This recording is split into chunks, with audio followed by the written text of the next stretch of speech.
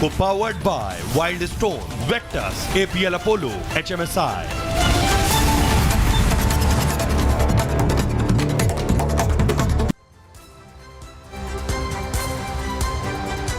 नमस्कार दर्शकों, मैं हूं ऐश्वर्या कपूर और आप देख रहे हैं मेरे साथ पूछता है भारत।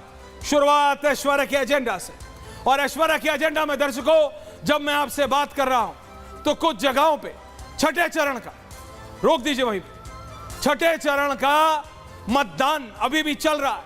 जी हां, आज 90% से ज्यादा, या कहूं 92-93% वोटिंग हो चुकी है। सिर्फ एक और सिर्फ एक फेज और बचा है, 7वां फेज, जो कि 1 तारीख को। यह बहुत ज्यादा महत्वपूर्ण है दर्शकों।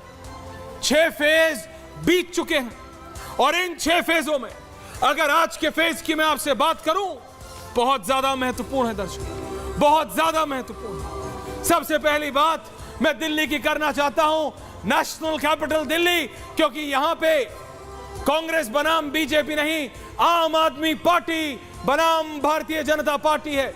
वो आम आदमी पार्टी जिसके नेता अरविंद केजरीवाल हैं, वो आम आदमी पार्टी जिसने बात की थी फ्री पानी, फ्री बिजली की, और उसके नेता जेल में है किस लिए? फ्री शराब को लेके। तो दिल्ली की जरा बात हो जाए, चांदनी चौक में, वहीं रुकिए, जिप को हलाइए मत। 2019 में चांदनी चौक में 62.78% वोटिंग हुई थी। इस बार 5 बजे तक 53% हुई है। उत्तर पूर्वी दिल्ली में 63 हुई थी, इस बार 57 हुई है। पूर्वी दिल्ली में 61 हुई थी, इस बार 93 हुई है। नई दिल्ली में 56 हुई थी, इस बार 50 हुई है। उत्तर पश्चिमी दिल्ली में 58 हुई थी, इस बार 53। पश्चिमी दिल्ली में 60, इस बार 54। दक्षिणी दिल्ली में 58, इस बार 51। मोटा मोटा 6-7% का फर्क है, लेकिन ये इस बार का 5 बजे तक का है और इस समय बज रहे हैं 7। 2 घंटे बीत चुके हैं। इन 2 घंटों में क्या बराबर हो पाएगी वोटिंग? क्योंकि आम आदमी पार्टी का दावा है कि देखो, कम जो निकले हैं ना, वो फ्रस्ट्रेशन है, डेस्परेशन है प्रेजेंट सांसदों को लेके दिल्ली में। तो वहीं बीजेपी कह रही है, भैया जब जब हिस्ट्री में चले जाओ, जब जब वोटिंग परसेंटेज कम होती है तो बीजेपी को फायदा होता है दिल्ली में। लेकिन एक बात ओवरऑल दर्शकों, and I am talking about overall, जो इस बार निकल के आ रही है, कुरुक्षेत्र से लेके अनंतनाग राजौरी तक, मैं आपको बता रहा हूं, श्रीनगर को अंडर एस्टिमेट मत कीजिए, जम्मू कश्मीर, मतलब आप देखिए 1996 के बाद 38.49% चौथा फेज, बारामुल्ला 5वां फेज 59.10, और अनंतनाग 5 बजे तक 1986 के बाद सबसे ज्यादा 51.35%। जी हां, ये हमारा, हम सबका जम्मू कश्मीर है। बारामुल्ला, अनंतनाग, श्रीनगर, यहां कभी जहां AK-47 गूंजती थी, आज वहां भी उंगली का जोर चल रहा है। ये सब उंगली का खेल है, सिर्फ उंगली का। और इसीलिए मैं आपसे कह रहा हूं, how important this is. 6 phase बीत चुके हैं, 446 सीटों पर वोटिंग हो चुकी है, 90% 90% लगभग मतदान हो चुका है। 26 राज्यों में वोटिंग पूरी हो चुकी है। सिर्फ एक चरण बाकी है और 4 जून को होंगे नतीजे। किस तरफ ऊंट बैठेगा ये तो समय बताएगा, लेकिन 1 तारीख को एग्जिट और एग्जैक्ट पोल लेके शाम को 7 बजे आऊंगा मैं। लेकिन आज किसने क्या कहा और कैसा रहा, जरा ये मोन्टाज देखिए, और उसके बाद शहजाद होंगे स्टूडियो में, आम आदमी पार्टी के होंगे जैस्मिन शाह, और बाकी सभी नेता डिबेट करेंगे।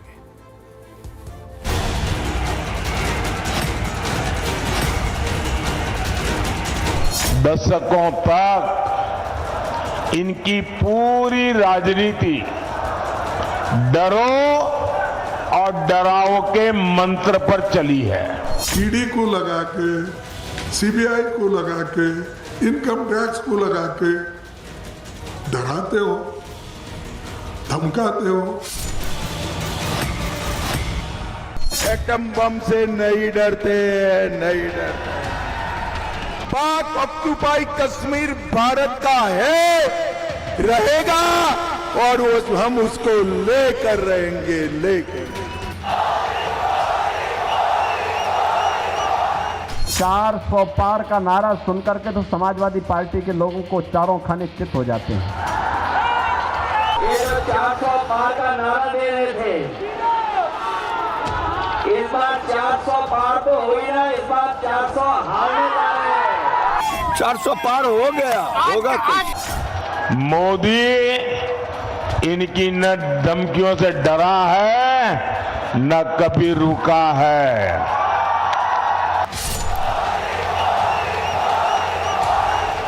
पूछता है भारत। शहजाद पूनावाला जी मेरे साथ यहां स्टूडियो में हैं। जैस्मिन शाह मेरे साथ कैमरा पे जुड़ रहे हैं, आम आदमी पार्टी से पॉलिटिकल एनालिस्ट। और मैंने ये बात नोटिस की है, हालांकि अभय कुमार जी, हमने हमारी ये दूसरी डिबेट है, शायद आप दूसरी बार आ रहे हैं हमारे पास, लेकिन नंबर क्रंचर हैं अभय कुमार जी। और अभय जी ये नंबर समझते हैं, कॉन्स्टिट्यूएंसी समझते हैं। 1 तारीख को एग्जिट पोल के दौरान भी आप होंगे और 4 तारीख को जब रिजल्ट आएंगे तो फटाफट नंबर को एनालाइज करने के लिए अभय जी आप होंगे हमारे साथ। वरिष्ठ पत्रकार पंकज जी हैं, समाजवादी पार्टी के राजकुमार भाटी हैं मेरे साथ। मैं स्टार्ट कर रहा हूं शहजाद और जैस्मिन शाह से। 1 versus 1, me in the middle please. Shehzad, Delhi की 7 सीटें, लेकिन बात सिर्फ दिल्ली की नहीं, दिल्ली की 7 सीटें, हरियाणा, इधर उधर सब 486 सीटें मोरलेस हो चुकी है। दिल्ली पे ज्यादा कंसंट्रेशन आ जाता है क्योंकि अरविंद केजरीवाल है, वो बेल पे बाहर है, शराब घोटाले में बाहर है, लेकिन जैसे ही बाहर निकले वो स्वाति मालीवाल वाला इंसिडेंट आया, उसके बाद आप यानी बीजेपी ने ऐसा बिल्कुल माहौल बनाया कि देखो क्या हो रहा है, मुख्यमंत्री के सामने क्या हो रहा है। स्वाति मालीवाल ने इंटरव्यू दिया तो अरविंद केजरीवाल ने भी सीरीज ऑफ इंटरव्यू दिए, इंटरव्यू वर्सेस इंटरव्यू हो रहा है। आपको लगता है जनता पे इस सब का इंपैक्ट पड़ता है? देखिए, कुल मिलाकर पहले केजरीवाल जी ने भ्रष्टाचार किया, फिर भ्रष्टाचार से जब उनको रेंट पे राहत मिली तो उन्होंने दुराचार किया। दुराचार करने के बाद, दुराचारी होने के बावजूद भी उनको दुष्प्रचार करने का मौका मिला। और अब देखना, जैस्मिन शाह जुड़ चुके हैं, ये इमोशनल अत्याचार करेंगे। आज केवल इतना कहना है कि जैस्मिन शाह किस कंपनी में बैठे। बताइए कि पहले हम लोग Oxford return, Harvard return, London return होने का गर्व मनाते थे, जैस्मिन भी कहीं से रिटर्न करके आए होंगे। आज जेल रिटर्न के वीवीआईपी क्लब में बैठे, इनके साथ Lalu ji jail return, JMM वाले जेल रिटर्न, डीएमके वाले जेल रिटर्न, सोनिया जी वगैरह जो बेल पे हैं उनको अभी तक जेल जाने का मौका नहीं मिला। तो इन लोगों के साथ बैठकर गर्व कर रहे हैं। अच्छा, सवाल पूछा है स्वाति मालीवाल के विषय में, इनकी राज्यसभा सांसद, इनके घर पर दुराचार हुआ, इनके सांसद ने पुष्टि की, इनके पीए ने किया, पर पीए के साथ खड़ी है वो पार्टी जो निर्भया आंदोलन की कोख से जन्मी है और विभव कुमार का बचाव कर रही है। और वो विभव कुमार जिसको आज तक कोर्ट ने अभी तक रिमांड से छोड़ा नहीं है, कहा है कि सीसीटीवी फुटेज गायब कर दिया। अब इस पे एक सवाल पूछ लो तो केजरीवाल जी नर्वस हो जाते हैं। अच्छा, एक आखिरी बात करके जैस्मिन शाह से आप जा सकते हैं उनके पास। ये देखिए, मैं अभी चंडीगढ़ था कल, तो कल चंडीगढ़ में मुझे बताया कि चंडीगढ़ के इस तरफ देखो तो आम आदमी पार्टी, कांग्रेस पार्टी दिल्ली में दोस्ती करती है, और इस तरफ देखो तो पंजाब में आम आदमी पार्टी और कांग्रेस पार्टी की कुश्ती चलती है, और चंडीगढ़ में मस्ती चलती है। वहां पर चन्नी जी बोलते हैं ये जो है भ्रष्टाचारी है। पर मेरा एक सवाल है, मुझे अपने सूत्रों ने बताया कि आज जो राहुल गांधी जी को झाड़ू के बटन पे दबाना था, आपको पता है ना कि राहुल जी को झाड़ू पे दबाना था और केजरीवाल जी को हाथ पे दबाना था। राहुल जी ने जाकर नोटा दबाया है, और पता है क्यों नोटा दबाया है? क्योंकि जब से केजरीवाल बाहर आए हैं तब से राहुल गांधी इतने अपसेट है कि उन्होंने सार्वजनिक मंच पे बोल दिया कि 2 मुख्यमंत्री जेल में थे, एक ही बार आया, तो इसको भी अंदर जाना चाहिए। जैस्मिन जी, तो ये स्टेटमेंट के बाद बताया गया राहुल जी के दोस्तों के द्वारा कि उन्होंने नोटा दबाया। Okay Jasmine, nothing seems to be going right for you right now. Aam Aadmi party के लिए ऐसा लग रहा है जैसे सब कुछ गड़बड़ हो गया। जैसे वो होता ना, एक कहावत है, सर मुंडाते ओले पड़ते हैं, कि भगवान जब देता है तो छप्पड़ फाड़ के देता है। तो आपके साथ तो ऐसा हो रहा है कि मतलब आसमान से गिरा और खजूर से मतलब खजूर के पेड़ पे अटका। ये खजूर कौन है पता नहीं, लेकिन जैस्मिन, जेल से अरविंद केजरीवाल जी जेल पे बाहर आते हैं, मुझे लग रहा है स्वाति मालीवाल एपिसोड हो जाता है, और ये सब दिल्ली के इलेक्शन से पहले होता है। मेरे को पता है आपके नेताओं ने टाइमिंग को क्वेश्चन किया है, आपके नेताओं ने आप ही की सांसद के ऊपर इल्जाम लगाया कि वो बीजेपी के कहने पे कर रहे हैं, बट आपको लगता है इस सब का जनता पर असर पड़ता है? क्योंकि आज दिल्ली में वोटिंग हुई है। जैस्मिन जी। ऐश्वर्या, पहले तो मैं आपको बता दूं कि शहजाद पूनावाला ने आज आपके शो पे इतना बड़ा खुलासा किया और आप भूल गए, उसे मेंशन भी नहीं किया। वो कह रहे हैं कि उनके पास कंफर्म्ड इनपुट है कि राहुल गांधी ने किसको वोट दिया। क्या कह रही है भाजपा? मैं राहुल गांधी की हमें ये सारी रिपोर्ट पहुंच जाती है, ईवीएम का एक तार भाजपा के हेडक्वार्टर में जा रहा है। अरे पूरा इसका मतलब क्या है? आज जो शहजाद पूनावाला ने आपके शो में बात रखी है, मैं दंग हूं कि आप उनसे सवाल नहीं पूछ रहे हो। नहीं पूछिए। कह रहे हैं कि मुझे पता है कि राहुल गांधी ने किसको वोट दिया। मैं बता रहा हूं, यही तो बात है। इस देश में जो तानाशाही मचा रखी है भाजपा ने, इसके खिलाफ आज दिल्ली के लोगों ने वोट दिया है जी। और ये लोग अभी भी कह रहे हैं कि अरे केजरीवाल जी बाहर क्यों आ गए। इनकी जो पूरी साजिश थी, देखिए ये पहले से बौखलाए हुए थे आम आदमी पार्टी और कांग्रेस के गठबंधन से, तो सबको पता है। लेकिन इस तरह से बौखला गए थे कि पहली बार इन्होंने देश में एक सिटिंग मुख्यमंत्री को बिना कोई मुकदमा चलाए, बिना कोई कन्विक्शन ऑब्टेन किए जेल में डाल दिया। और वो भी उन्हें उल्टा पड़ा, क्योंकि उसके बाद अरविंद जी वापस बाहर आए और जिस जोश से प्रचार किया, मैं कह रहा हूं कि इस समय जो भाजपा की हालत है दिल्ली में, वो विधानसभा चुनाव से भी बदतर है। अच्छा जी, ये नोट कर लीजिए। कर रहा हूं मैं जैस्मिन जी नोट। तरह से ये 7 सीटें हार रहे हैं क्योंकि बैक टू बैक ये जो इनका। अच्छा, अब कह रहे हैं स्वाति मालीवाल, अरे भाई साहब, लोग गरीब लोग क्या पूछ रहे हैं? क्या पूछ रहे हैं कि 100 पे जो पेट्रोल का दाम है वो कब आ जाएगा? आप कहते नहीं स्वाति मालीवाल। अरे भाई, डूबते को तिनके का सहारा जो कहते हैं ना, तो डूबती हुई भाजपा और मोदी जी को स्वाति मालीवाल का सहारा आज लेना पड़ रहा है। ये है आपकी बौखलाहट, ये है आपकी जो हार का एक साया मंडरा रहा है ना भाजपा के इर्द गिर्द, कि आप तमाम ऐसे मुद्दे पे बात कर रहे हैं जिससे आम आदमी का कुछ लेना देना नहीं है। एक चीज बहुत और इंटरेस्टिंग हो रही है, महंगाई की बात होती है, चाइना पे आप लोग चुप हो। ओके, एक चीज बहुत और एक और इंटरेस्टिंग हो रही है शहजाद एंड जैस्मिन, कि आजकल इंटरव्यू में जवाब दिए जा रहे हैं।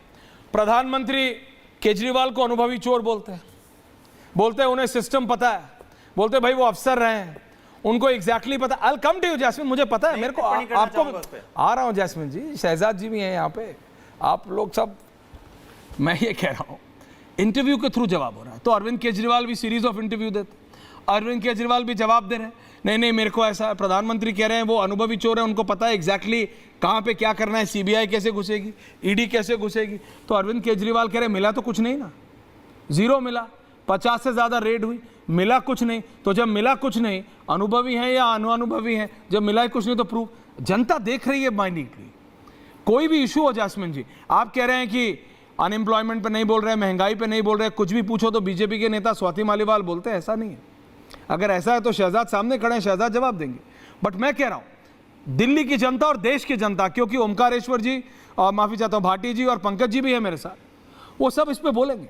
लेकिन दिल्ली की जनता बहुत माइन्यूटली देख रही है कि ये जो अरविंद केजरीवाल वाला ये जो पूरा एपिसोड है वो क्या है, उसकी असलियत क्या है। वो शराब घोटाले में अंदर गए, 2 तारीख को उनको सरेंडर करना है जैस्मिन, ये आप भी जानते हैं। और अनुभवी चोर वाले पे आप कुछ बोलना चाह रहे थे, राइट? शहजाद कमिंग टू उसके बाद। हाँ बोलिए ऐश्वर्या। शहजाद जवाब देंगे जी। 2 दिन पहले जो प्रधानमंत्री जी की टिप्पणी आई, मतलब इससे जो 2 साल से हम कह रहे थे, अब प्रधानमंत्री जी ने कबूल कर दिया है। क्या कर लिया? कि दिल्ली के कथित शराब घोटाले में उनके पास कोई प्रूफ नहीं है। इतना बड़ा खुलासा, मुझे नहीं पता कि वो गलती में कह गए या फिर उन्होंने प्लान किया था, लेकिन इतना बड़ा खुलासा जब देश के प्रधानमंत्री कह रहे हैं कि हाँ जी मैंने मुख्यमंत्री को जेल में डाला और प्रूफ मेरे पास कोई नहीं है। क्यों नहीं है? क्योंकि वो अनुभवी चोर है। अरे भाई साहब, अब ऐसे ही हो गया देश की लॉ एंड ऑर्डर सिस्टम। कल तो फिर आप सारे विपक्ष के नेताओं को जो हम कह रहे हैं ना ऐश्वर्या की शुरुआत से, ये चुनाव में सबसे बड़ा मुद्दा है तानाशाही। भाजपा की मंशा है कि इलेक्शन के रिंग में, इलेक्शन के अखाड़े में केवल भाजपा खड़ी रहे। सामने वाले विपक्ष को आप जेल में डाल दो, उनके अकाउंट फ्रीज कर दो, इलेक्शन कमीशन को एक तरफा कर लो, बाकी सारी जो एजेंसी से एक तरफा कर दो और ईडी सीबीआई सब उसके ऊपर डाल दो और फिर कहते चलो चुनाव खेलते हैं। यही तो खेल रशिया में हो रहा है। पुतिन ने सारे विपक्ष के नेताओं को जेल में डाल दिया, फिर दोबारा मरवा दिया, उन्होंने भी कोई कसर नहीं छोड़ी। ओके, जवाब आ रहा है। अरविंद केजरीवाल जी की इंसुलिन 15 दिन तक बंद कर दी थी। अब वो इंसुलिन वाले पे मत जाइए, वहां पे फिर वो पूरी डिबेट चल जाती। ओके, कमिंग जैस्मिन, शहजाद जवाब दे रहे हैं और फिर बाकी सबके पास जा रहे हैं। और मुझे उम्मीद है कि जैस्मिन पूरी बराबर जैसे मैंने बात सुनी। जैस्मिन जी, मैंने भी वो इंटरव्यू देखा, मैं तो वहाँ पे खैर लाइव था। तो सवाल पूछा गया कि कुछ लोग कहते हैं कि उनके पास तो चवन्नी भी रिकवर नहीं हुई, तो प्रधानमंत्री ने बिना नाम लिए कहा कि अनुभवी चोर ईडी से छिपा सकते हैं। अब आपने क्यों स्वीकार लिया आप अनुभवी चोर है?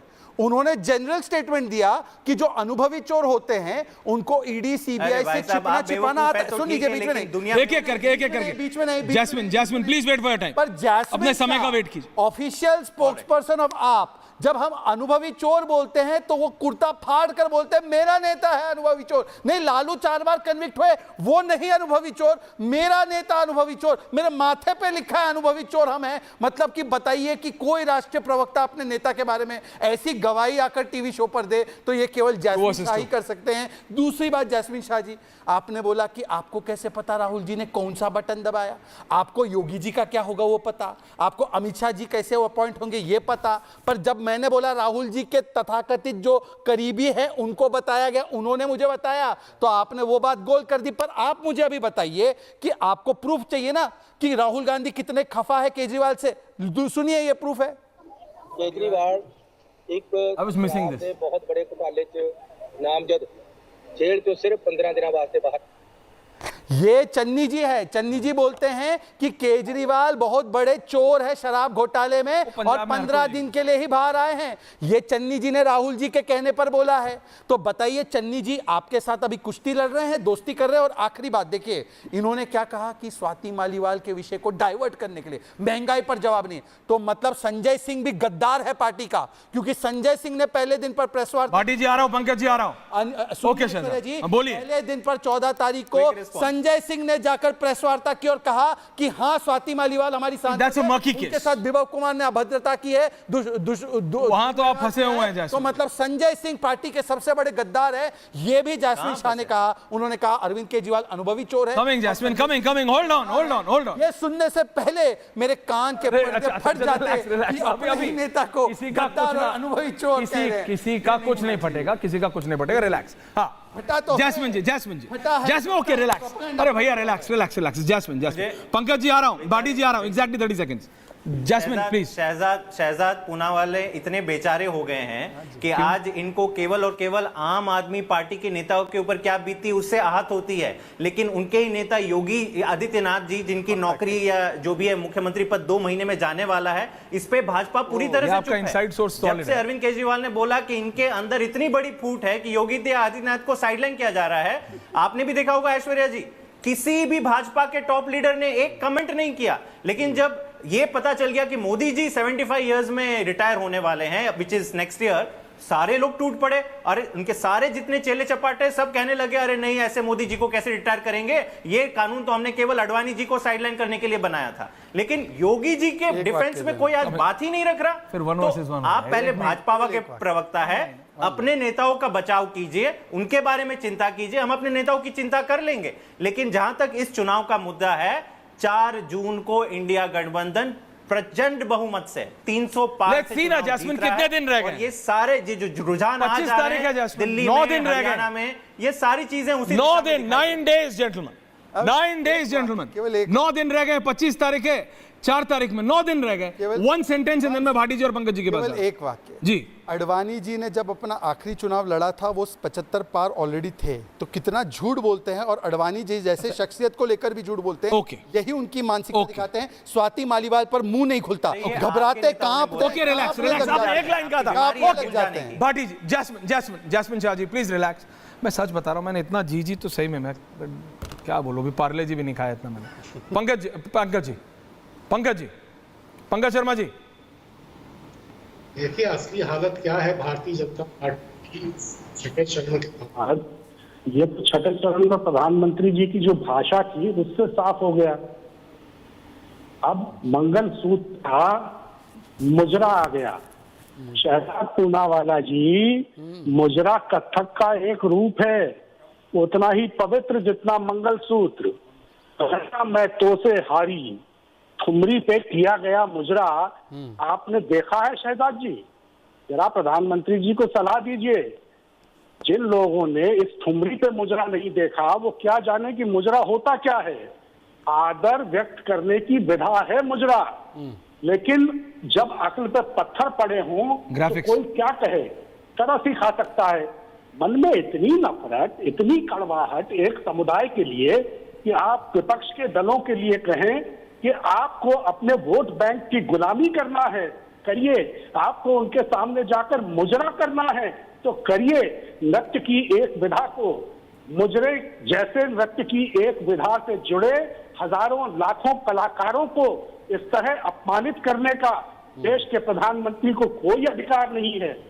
लेकिन ये बौखलाहट देखिए कि कुछ सोच ही नहीं पा रहे हैं कि सभाओं में क्या कह रहे हैं, क्या नहीं कह रहे हैं।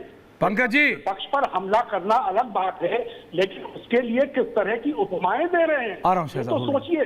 सारी सांस्कृतिक धरोहर को हमारी पलीता लगाने का काम हो रहा है। चलिए भाटी शहजाद जी, एक सेकंड। भाटी जी, समाजवादी पार्टी, भाटी जी जी बताएं। नहीं, आप बताएं। कल तक तो 40 सीट थी, अब वो भदौरिया जी आ जाते हैं एक दिन बीच में। भदौरिया जी फिर गाजियाबाद से शुरू करते हैं और गाजीपुर तक जाते हैं, बीच में वो नॉन स्टॉप रेल चलाते हैं। वो कहते हैं गाजियाबाद भी हमारा है और गाजीपुर भी हमारी है। तो फिर मुझे ना मजाक लगने लगता है। मैंने कहा ये क्या है जो ये विषय जी, सॉरी बोलिए। जो ये विषय चल रहा था, अरविंद केजरीवाल और हेमंत सोरेन को जेल भेजने से भारतीय जनता पार्टी को चुनाव में बहुत भारी नुकसान हुआ है। ये अगर इस गलतफहमी में हो, शहजाद भाई इस गलतफहमी में हो कि इससे आम आदमी पार्टी का नुकसान हुआ है, इससे नुकसान बीजेपी का हुआ है। क्योंकि भारत की जनता के डीएनए में है कि सरकारें जब जब जुल्म ज्यादती करती हैं, तानाशाही करती हैं, जनता उनको करारा जवाब देती है। भारत का इतिहास बता देगा आपको। दिल्ली और हरियाणा में 17 सीटें हैं, बिल्कुल कम से कम 10-12 सीट का नुकसान इनमें हुआ है बीजेपी को। कौन कौन सी हुआ, जरा पिछली बताओ। बार 17 की 17 सीटें बीजेपी ने जीती थी। हाँ, वो कौन सी 12 सीटें हैं, जरा गिनाओ। मैं बता रहा हूँ नहीं जी। हरियाणा और दिल्ली की 17 की 17 सीटें बीजेपी ने जीती थी। हाँ, जीती थी बिल्कुल। इस बार अगर 5, 6 या 7 आ जाएं तो बहुत समझो। क्या बात, विरोध में लहर चल रही है। दूसरे जो, हाँ बिल्कुल बिल्कुल नहीं, तो क्या आप कह रहे हैं? नहीं, ये सबको लेने की जरूरत नहीं है। दूसरे जो एक बहुत शर्मा 1 वर्सेस 1 रखो। भाटी जी, तो मुझे ये बताइए, आप कह रहे हैं चांदनी चौक बीजेपी हार रही है, उत्तर पूर्वी दिल्ली बीजेपी हार रही है, पूर्वी दिल्ली बीजेपी हार रही है, नई दिल्ली बीजेपी हार रही है। आप कह रहे हैं सारी सीटें बीजेपी हार रही है? ये दोनों तो बहुत भारी वोटों से हार रही है। कौन कौन सी? दिल्ली वाले ग्राफिक चला, कौन कौन सी? ओमकारेश्वर जी को भी लाइए। ये मुझे पता नहीं, आवाज लौट कर दो। चांदनी चौक और उत्तर पूर्वी दिल्ली तो दोनों बहुत भारी वोटों से हार रही है। अच्छा, चांदनी चौक जयप्रकाश अग्रवाल जीत रहे हैं, उत्तर पूर्वी दिल्ली में कन्हैया कुमार जीत रहे हैं। क्या बात कर रहे हैं? आप कह रहे हैं मनोज तिवारी हार रहे हैं। ओमकारेश्वर जी को मनोज तिवारी का इतना विरोध है, मनोज तिवारी के मीम्स बन रहे हैं, मजाक उड़ाए जा रहे हैं। वो जो बोलते हैं उन्हें नॉलेज तो कुछ है नहीं, जमीन की कोई सच्चाई पता है नहीं, जमीन के मुद्दे पता है नहीं, हवाई बातें करते हैं। लेकिन आपकी डिबेट में एक बहुत महत्वपूर्ण बात शहजाद पूनावाला ने कही, उसमें उन्हें जवाब जरूर देना चाहिए। प्लीज पूछिए। भारत में मतदान गोपनीय होता है। हाँ। किसी को नहीं बताया जाता किसने किसको वोट दिया, बताना भी नहीं चाहिए। तो राहुल गांधी ने कहां बटन दबाया, इसके क्या स्रोत हैं? क्या ये उसकी जासूसी करा रहे हैं या चुनाव आयोग इन्हें खबर लीक कर रहा है? ये क्या सिस्टम में कमी है जो शहजाद पूनावाला को ये पता लग गया कि राहुल गांधी ने कौन सा बटन दबाया? ये बहुत गंभीर प्रश्न है। इस प्रश्न का उत्तर शहजाद पूनावाला को गंभीरता से जवाब दीजिएगा चाहिए। बहुत क्या भारतीय जनता पार्टी? ओके भाटी जी, रिपीट नहीं, जवाब आ रहा है। अब देखिए, मैं ओमकारेश्वर जी आ रहा हूं, उसके बाद मेरे को उठाइए। 3 पीपल का भी सवाल का जवाब देना। ओके, पंकज जी को ले आइए मेरी जगह। देखिए, अब पंकज जी झांकी रही भावना जैसी प्रभु मुहूर्त दिखे तिन तैसी। मुजरा का असली मतलब होता है किसी के सामने आदरपूर्वक झुकना, रिस्पेक्ट देना। वो प्रधानमंत्री का भाव था, पर आपने कोई और मुजरा समझ लिया। मतलब आपकी भावना क्या है समझ लेते हैं, परंतु मंदिर का अपमान हुआ तब पंकज जी कुछ नहीं बोले। रामचरितमानस का अपमान हुआ, कुछ नहीं बोले। राम मंदिर को बेकार बोला, कुछ नहीं बोले। मुजरा बोला तो पंकज जी एकदम फॉर्म में आ गए। मतलब मुजरे के लिए इतना मैदान में और मंदिर का अपमान सहन करते हैं, तो आपकी प्राथमिकता क्या है देख लीजिए। अब देखिए, दूसरी बात, मैं भाटी जी को सलाम करता हूं। भाटी जी जो है ना, खाटी समाजवादी नेता है, कभी भी अपने पुराने दर्द को छिपाते नहीं है। अब उन्होंने क्या बोला, तानाशाही का जवाब इतिहास गवाह है, जनता देती है। किसका मतलब क्या है? इसका मतलब इंदिरा जी से है।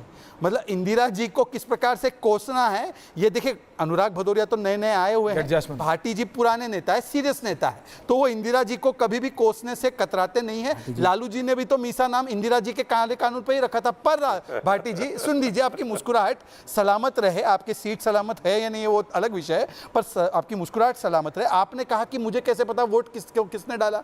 अरे भाई साहब, अब राहुल गांधी ने ही कहा ना, 2 मुख्यमंत्री है, एक क्यों बाहर आ गया, दूसरे को भी अंदर भेजो। अब मैं तो आपको बता रहा हूं कि उनके इर्द गिर्द वालों ने, उन्होंने उनको बताया तो मुझे पता चला। अब अगर नहीं है ऐसे तो जैस्मिन शाह बता देते कि नहीं ऐसा नहीं है, पर जैस्मिन शाह नहीं बता सकते क्योंकि उनको भी पता है राहुल गांधी ने केजरीवाल को इनवाइट भी नहीं किया था रैली में। उनको भी पता है केजरीवाल जब बाहर आए तो अखिलेश जी ने ट्वीट किया, बयान दिया, उन्होंने बोला 500 mg 600 mg चाहिए पैरासीटामोल के, इन्फ्लेशन बढ़ चुके, सब कुछ बोल दिया, पर एक वाक्य अरविंद केजरीवाल के लिए राहुल गांधी ने बोला नहीं। अब बताइए, जब बोला तो ये बोला कि एक को दिया और दूसरे को नहीं दिया। तो ये गोपनीय नहीं है भाटी जी। ये जो दोस्ती कुश्ती और मस्ती वाला खेल है ना, ये 4 तारीख तक का है। 4 तारीख एक दूसरे को गाली देंगे। Shehzad, Jasmine, Omkareshwar Pandey and now I want Abhay Kumar ji. Omkareshwar ji, जिस तरीके से दिल्ली में कई जगह चांदनी चौक में 5 बजे तक और अभी 7 बजे तक का जो मेरे पास आया है 2-3% का फर्क है। उत्तर पूर्वी दिल्ली में मोटा मोटा बराबर है। चांदनी चौक में 60% के आसपास है, पिछली बार 62% था। पूर्वी दिल्ली में 57-58% है, 4-5% का फर्क था। नई दिल्ली में 2% का फर्क कम है।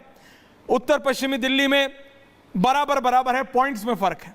पश्चिमी दिल्ली में 1-1.25% का फर्क है। दक्षिणी दिल्ली में 2.5% का फर्क है। आप किसको कैसे, हरियाणा में कुरुक्षेत्र में आप देखें कम है बहुत, करनाल में कम है बहुत, रोहतक में कम है बहुत, गुड़गांव में कम है, फरीदाबाद में कम है। 1, 2, 3, 4, 5, 6 इन 6 सीटों में हरियाणा की 5 बजे तक अगर मैं देखूं तो 20-22% तक फर्क था। 7% तक वो फर्क कई जगह 12%, 15%, 13% ऐसे है। ओमकारेश्वर जी। तो ऐश्वर्य जी, इन आंकड़ों का कोई है नहीं है। इस पे इस डिस्कशन तब होता जब ये विश्वास होता कि जब फाइनल आंकड़े आएंगे उसमें कोई जेन्युइन चेंजेस होंगे तो होंगे। जब हम देख चुके हैं कि पिछले दौर के चुनावों में, पिछले दौर की वोटिंग जितने हुए 4 राउंड के, उसके बाद क्या आंकड़े आए, उसमें क्या चेंजेज आए और उस पर किस तरह से विवाद उठा, सर्वोच्च न्यायालय में गया, कैसे 1 करोड़ आंकड़े आके जुट गए और किस तरह से चुनाव आयोग आंकड़ों को छुपाने में लगा है। तो इन आंकड़ों की क्या बात करें कि कितना % कम हुआ, कितना % ज्यादा हुआ। इस देश को भरोसा था चुनाव आयोग पर, आज भी भरोसा कर रहा है कि भाई चुनाव आयोग उनको SBI की तरह छुपाए नहीं और देश को बताए ये 1 करोड़ बढ़ गया तो कहां से बढ़ा, फॉर्म 17C नहीं दे रहे तो क्यों नहीं दे रहे हैं। इस देश का हक है जानने का, लोकतंत्र को बचाना है तो चुनाव आयोग को सबसे पहले सामने आना पड़ेगा। मॉडल कोड ऑफ कंडक्ट की लगातार धज्जियां उड़ाई जा रही है, उस पर कुछ नहीं बोल रहा है। शहजाद भाई फिर बोलने को तैयार है। एक पूरा जो नैरेटिव गढ़ा है बीजेपी ने वो झूठ पर आधारित है, जुमलों पर आधारित है। कल के भाषण में भी पालमपुर में प्रधानमंत्री बोल गए आधा सच आधा झूठ, कह रहे यूपीएससी की को बंद कर दिया है हिमाचल सरकार ने। ये नहीं बताया कि यूपीएससी वहां पे जो है state public service commission, sorry state public service commission, तो स्टेट पब्लिक सर्विस कमीशन क्यों बंद किया?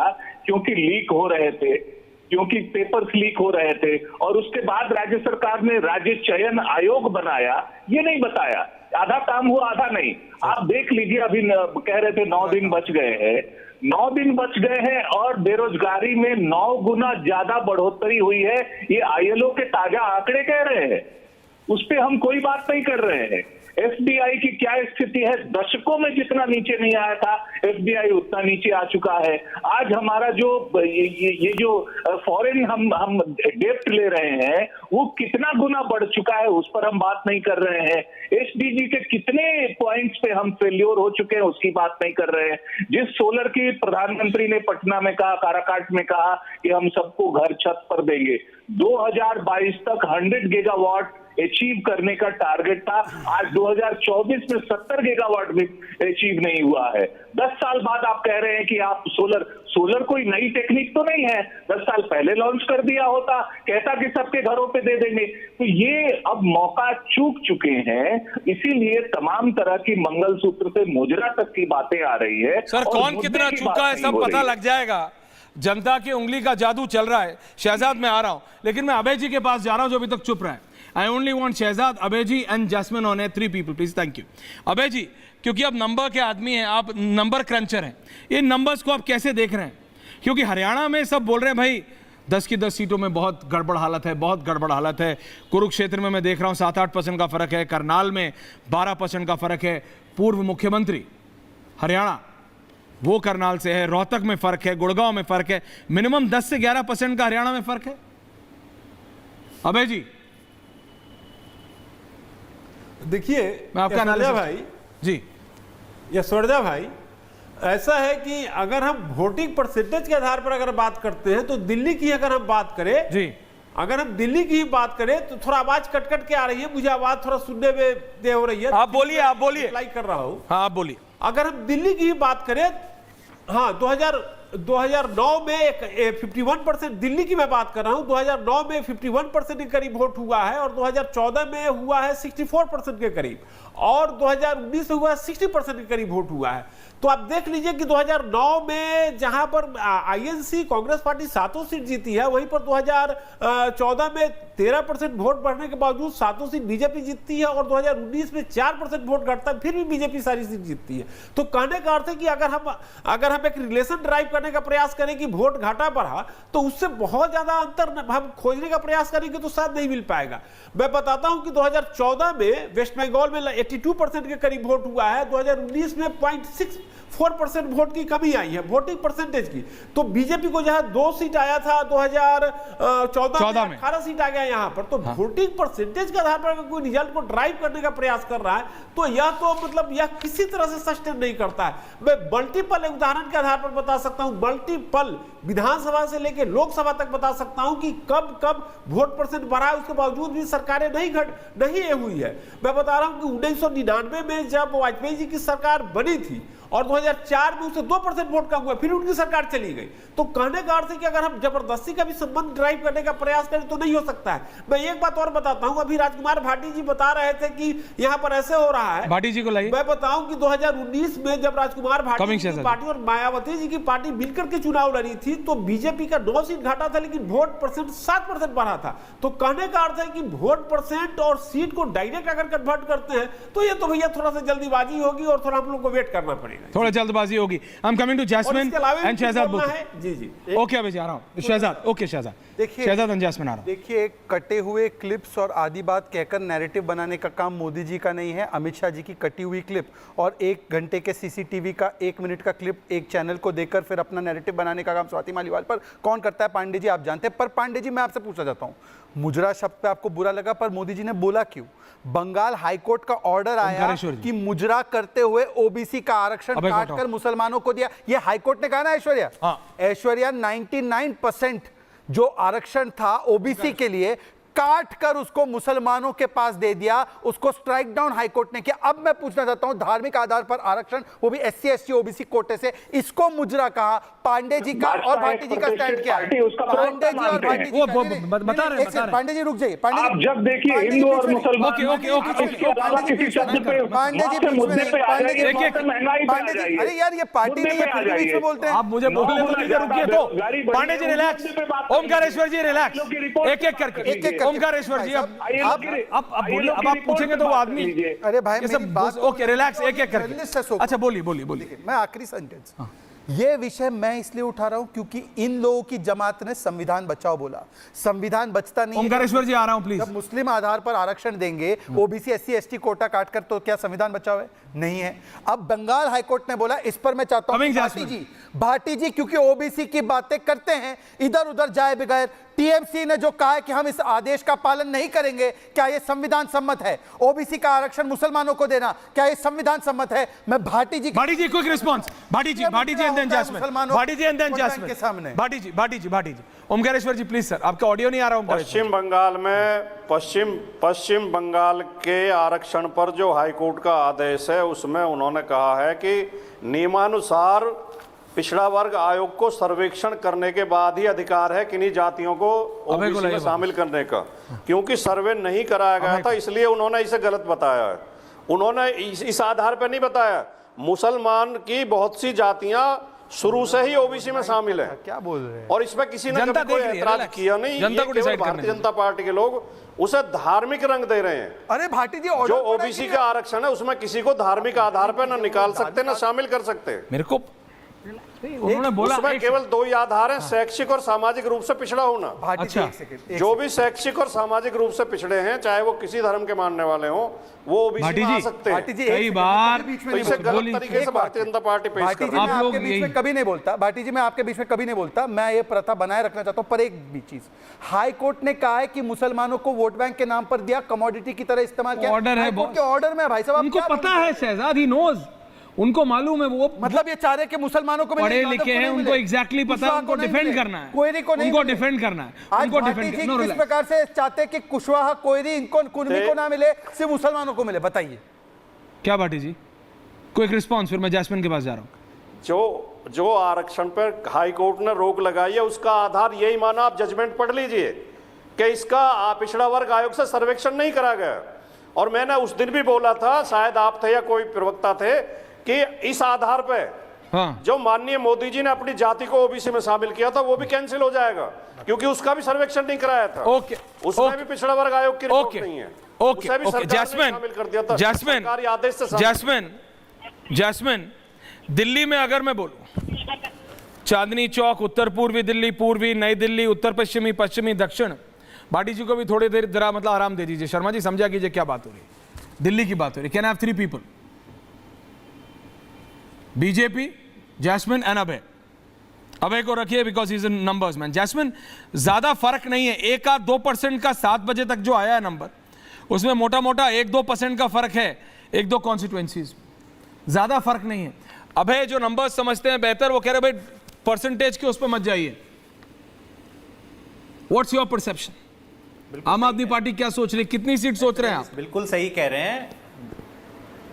नहीं, मैं पहले आंकड़े का जवाब दे देता हूं कि केवल परसेंटेज, अनलेस एंड अनटिल बहुत बड़ा उछाल आता है तब कुछ तो शायद आप कह सकते हो, लेकिन केवल आंकड़े देख के ये नहीं बता सकते कि कौन जीत रहा है कि नहीं। लेकिन जो जमीनी रुझान है, और मैं जमीनी रुझान पे बात करता हूं, देखिए चुनाव जब शुरू हुआ था, जब अरविंद केजरीवाल जी को जेल इन्होंने फर्जी मुकदमे में नहीं भेजा था, तब ये इनकी पोजीशन ज्यादा कंफर्टेबल थी दिल्ली में। लेकिन ये कहते हैं ना कि जब तानाशाह बौखला जाता है तो कुछ भी कर लेता है, फिर लॉजिक नहीं चलता। तो जब केजरीवाल जी को अंदर डाला जबरन और फिर सुप्रीम कोर्ट ने बेल दिया, कहा कि चुनाव प्रचार एक कॉन्स्टिट्यूशनल राइट है, आप ऐसे किसी भी विपक्षी नेता को जेल में नहीं डाल सकते, तब से पूरा खेल पलट गया है। और अब जो आज का रुझान है कि 7 सीट, और मैं ये गारंटी देता हूं कि 7 सीट में जो माहौल है वो विधानसभा चुनाव, जिसमें इनका तो एक गाड़ी में या एक बस में, एक गाड़ी में इनके विधायक जा सकते हैं विधानसभा, 5 या 6 सीट आती है हमेशा, वैसा ही रुझान अब लोकसभा चुनाव में आ गया है। क्या 5 और 6 आ रहे हैं? में भी सुपड़ा साफ बीजेपी का, विधानसभा में भी सुपड़ा साफ, और लोकसभा में भी इस बार बीजेपी का सुपड़ा साफ होने वाला है। सुपड़ा साफ। जैस्मिन, इसका मतलब आप कह रहे हैं 7 सीटों में से, चांदनी चौक, उत्तर पूर्वी, पूर्वी नई दिल्ली, उत्तर पश्चिमी, पश्चिमी दक्षिण, उसमें आप कितनी कॉन्फिडेंट हैं? मैं समझना चाह रहा हूं। पूरा चुनाव Arvind Kejriwal, you are a senior functionary, आप आम आदमी पार्टी के सीनियर फंक्शनरी हो। मैं ऑन रिकॉर्ड चाह रहा हूं भाई, 4 तारीख में कितने दिन रह गए, दोबारा दोहरा रहा हूं, 9 है ना, we can count them on our fingers, 9 दिन बचे। जरा बताइए आपके हिसाब से कितनी सीट आ रही है आम आदमी पार्टी की?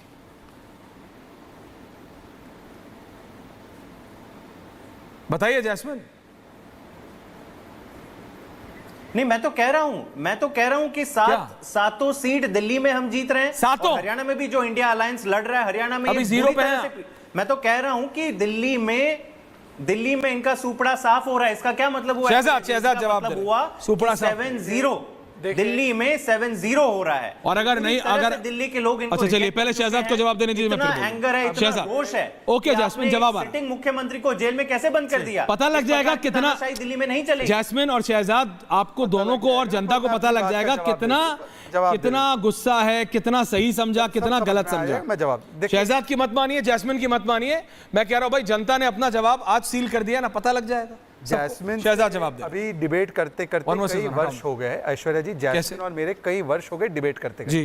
ये जैस्मिन साहब जमीनी हकीकत के इतने अच्छे जानकार है, इनका मुझे रिपोर्ट याद है, आईबी रिपोर्ट आई है, गुजरात चुनाव जीत रहे, उत्तर प्रदेश में सरकार बना रहे, उत्तराखंड में सरकार बना रहे, गोवा में सरकार बना रहे। ये आपको याद है, हमने आप ही के 7 बजे के शो में ये सब कई नेता ऐसे करते हैं। अब पता चला गरिमा जी ने, प्रोड्यूसर है, वो क्लिप निकाल के बता दी, तो बोलेंगे कि डॉक्टर सुन लीजिए ना भाई जैस्मिन, मैंने आपके बीच में नहीं बोला, एक एक करके स्वाति मालीवाल बोलकर, एक एक करके स्वाति मालीवाल बोलूंगा तो चुप हो जाएंगे आप। प्लीज किस लिए है, डोंट डू दिस। टॉपिक पे। अच्छा, जैस्मिन जी का तर्क सुनिए। हाँ, अभी तक जो था मामला ठीक था, फिर इन्होंने मुख्यमंत्री को जेल में डाल दिया, तो उसके बाद जो है ये तानाशाह के खिलाफ वोट करने लगे। अरे भाई, तानाशाह है तो वोटिंग कैसे हो रही है भाई? मतलब अगर तानाशाही है तो तानाशाही वोटिंग से करवाता है क्या? मतलब तानाशाह का मतलब जानते हो आप लोग? तानाशाह कोई वोटिंग नहीं करता। नहीं, अनुभवी नहीं। इंदिरा गांधी जी का हमको अनुभव है। अभी भाटी जी ने बोला तानाशाह को उखाड़ा था उन लोगों ने। ये अनुभव आप ही का है, ये अनुभव आप ही का है। जैस्मिन, मीसा नाम भी रखा है इस अनुभव के चलते, मीसा नाम रखा। भाटी जी आ रहा हूं। भाटी जी ने अभी इस शो में बोला कि तानाशाही उखाड़ने का पुराना अनुभव है हमारा। तानाशाह के टाइम बोलते तो वोटिंग करने नहीं मिलता, जेल में आपको सड़वाते। दुनिया भी समझ रही है। जैसे राजनाथ जी को जेल से आने की अनुमति नहीं मिली माता जी के अंतिम संस्कार के लिए, ये तानाशाही होती है। आप बोल रहे कि तानाशाह है और हमारे उनको वोट मिल रहे थे, पर फिर जेल में डाल दिया तो वोट हमारे पास आ गए, तो वोटिंग तो हो रही है, मतलब तानाशाह कैसे हो गए बताइए? जैस्मिन साहब एजुकेटेड आदमी, क्यों आप आके ऐसे? जैस्मिन काउंटर, जैस्मिन को काउंटर। पंकज जी आ रहा हूं उसके बाद। जैस्मिन काउंटर, जैस्मिन मैं आपको बताता हूं, तानाशाही ये भाजपा के लोग मेरे ख्याल से डिक्टेटरशिप को समझते नहीं है कि ये कैसे चलती है। रशिया आप बेहतर डेमोक्रेसी बताता है, हम नहीं समझते। केवल पुतिन की पार्टी लड़ती है। अब बीच में मत बोलिए, मैं समझाता हूं। मैं तो बोल रहा हूं एक करके सारे विपक्षी नेता या तो उनको मरा दिया है या तो उनको जेल में डाल दिया है। अब देखते हैं चुनाव में क्या होता है। पुतिन के सामने 87% वोट से पुतिन जीत जाते हैं। अब बांग्लादेश में आ जाइए, बांग्लादेश में भी सारे विपक्ष की पार्टियों ने बॉयकॉट कर दिया, उनको जेल में डाल दिया। फिर शेख हसीना जी जीत जाती है, 75% वोट से शेख हसीना जीत जाती, कहते हैं शानदार डेमोक्रेसी है, शानदार डेमोक्रेसी है। यही है भाजपा की डेफिनेशन की डेमोक्रेसी। ऐसे करवाओ कि विपक्ष को खत्म कर दो और फिर चुनाव कराओ। बोला अरे चुनाव तो हमने करा दिया, डिक्टेटर है ना आपके हिसाब हो गई। अरे भाई, ये इतना बेवकूफ मत समझो। अब भाटी जी और आप बता दीजिए, भाटी जी और नहीं है, पंकज जी बता दे, समझ गए हैं कि आपकी चाल क्या है। Okay everyone, all four. और पंकज जी से पूछ ले, कांग्रेस पार्टी मानते हैं शेख हसीना को डिक्टेटर? बता दे एक बार। Okay, ending comments for all, ending comments. Pankaj Sharma ji, ending comments. Everyone. Relax. जनता देख रही है। जैस्मिन, आम आदमी पार्टी का ऑफिशियल प्रवक्ता शेख हसीना को डिक्टेटर बोल रहा है। भाई, जनता सब देख रही है, जनता सब देख रही है, किसको कितना सपोर्ट किया, किसको जेल भेजने से कितना नुकसान हुआ। पंकज जी ओके, बोलिए आप। मानने और नहीं मानने से फर्क नहीं पड़ता है। पूरी दुनिया समझती है कौन डिक्टेटर है और कौन डिक्टेटर नहीं है। हाँ बिल्कुल, शेख हसीना है या नहीं है, कौन है नहीं है, पूरी दुनिया को पता है। कोई माने ना माने उससे कोई फर्क नहीं पड़ता। Number 1। Number 2, Bharatiya Janata party की 6 चरणों के चुनाव के बाद स्थिति और स्पष्ट हो गई है कि उसको सरकार बनाने लायक स्पष्ट बहुमत नहीं मिल रहा है। ये बौखलाहट इसीलिए बढ़ती चली जा रही है। दिल्ली की बात करें तो दिल्ली में सिर्फ दक्षिण दिल्ली और नई दिल्ली से भारतीय जनता पार्टी कुछ उम्मीद लगा सकती है, बाकी किसी सीट पर भारतीय जनता पार्टी का कोई भी उम्मीदवार नहीं जीत रहा है। ठीक, ओके। भाटी जी आप, एंडिंग कमेंट्स। भाटी जी देखिए, आज उत्तर प्रदेश में 14 लोकसभा सीटों पर मतदान हुआ। जी हुआ है। अम्बेडकर नगर में हमारे समाजवादी पार्टी के प्रत्याशी लालजी वर्मा के घर पे सुबह ही सुबह पुलिस पहुंच गई और उनको घर में नजरबंद कर लिया। ये अगर डिक्टेटरशिप नहीं है तो और क्या है? जिस दिन मतदान होना है, लोकसभा चुनाव का प्रत्याशी है और बहुत वरिष्ठ नेता है, हमारे उत्तर प्रदेश के बहुत सीनियर नेताओं में गिने जाते हैं, उनके घर सुबह ही सुबह पुलिस ने इस तरह घेर लिया जैसे डकैतों को घेरा जाता है और घर में नजरबंद कर दिया। इसी को तो तानाशाही कहते हैं। और तानाशाही क्या होती है? ओके, ओमकारेश्वर पांडे जी। मुझे लगता है कि अब कुछ ही दिन बच गए हैं, इसलिए सबको जो है वो भरोसा है कि एक तरह से फेयर, फिर भी इलेक्शन कमीशन कुछ डाटा पेश करे और फेयर इलेक्शन करा ले, क्योंकि ईडी के बाद बीजेपी का भरोसा ईसी पे रह गया है। इसीलिए शहजाद भाई को ये पता चल रहा है कि किसका वोट कहां पड़ा है। ये क्रुशियल जानकारी होना इस बात का संकेत है कि उनको भीतर एलिबाइज ढूंढे जा रहे हैं, ऑलरेडी किधर जा रहा है, एलिबाइज ढूंढे जा रहे हैं।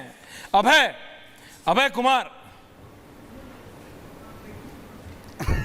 हाँ, यशवर्जा भाई, ऐसा है कि पिछले 2 चुनाव से 2014 और 2019 के लोकसभा चुनाव में कांग्रेस पार्टी का 13 स्टेट और यूनियन टेरिटरी में खाता नहीं खुला है। और अगर हम तमिलनाडु, केरल और पंजाब को छोड़ दें तो कांग्रेस पार्टी पिछले चुनाव में 383 सीट पर लड़के 21 सीट जीती थी। पंजाब, केरल और तमिलनाडु को छोड़ दीजिए, इन तीनों स्टेट से बाहर निकलिए तो 383 सीट लड़के कांग्रेस पार्टी 21 सीट जीती थी। तो देखते हैं कि इस बार क्या होता है, कैसे होता है। 13 स्टेट और यूनियन टेरिटरी में कांग्रेस पार्टी का पिछले 2 इलेक्शन नंबर्स बहुत इंटरेस्टिंग है। 5 राज्यों में कांग्रेस का एक भी एमएलए नहीं है। तो देखते हैं इस election. Jasmine okay Abhay ji, Jasmine ending comments. Jasmine and Shehzad 1-on-1 for ending comments. देखिए अब 4 जून को ज़्यादा समय नहीं रहा है। जितनी भी जोश और जितना भी सेलिब्रेशन शहजाद पूनावाला उनकी पार्टी मनाना चाहते हैं, मना लीजिए। 4 जून को इनकी तानाशाही का अंत होने वाला है और देश में इंडिया गठबंधन की सरकार आ रही है। 300 पार आसानी से होने वाला और स्टेबल गवर्नमेंट इंडिया गठबंधन देने वाली है। Shehzad ending comments, then I am ending. Jasmine ji, आपके तो सेलिब्रेशन का दिन केवल 2 जून तक ही है, आपको तो पता है ना। जरा दर्द तो नहीं होगा मैं बोलूंगा तो। 2 जून को आपकी विदाई है केजरीवाल जी की फिर से। तो मुझे लगता है, और देखिए एक चीज, ओमकारेश्वर पांडे जी कितने अच्छे व्यक्ति, म्यूजिक आप तो बोला कि देखिए राहुल जी ने इधर डाला, उन्होंने कंफर्म कर दिया कि आपको कैसे पता है उन्होंने उधर डाला। मतलब ओमकारेश्वर पांडे ने बताया राहुल जी ने झाड़ू को वोट नहीं दिया है, नोटा पे डाला है। थैंक यू ओमकारेश्वर जी, आपने इकोसिस्टम के पत्रकार है, आपने कंफर्म कर दिया। मैं बस इतना कह रहा हूं जैस्मिन, किसकी कितनी खुशी, कौन कितने पानी में। आप 300 इंडिया का दावा कर रहे हैं, शहजाद 300 एनडीए का दावा कर रहे हैं। इतनी तो सीटें नहीं है, लेकिन जिसकी कितनी आएंगी सब पता लग जाएगा पंकज जी। कौन कितने पानी में, किसको जेल भेजने से क्या फायदा, क्या नुकसान, सब पता लग जाएगा।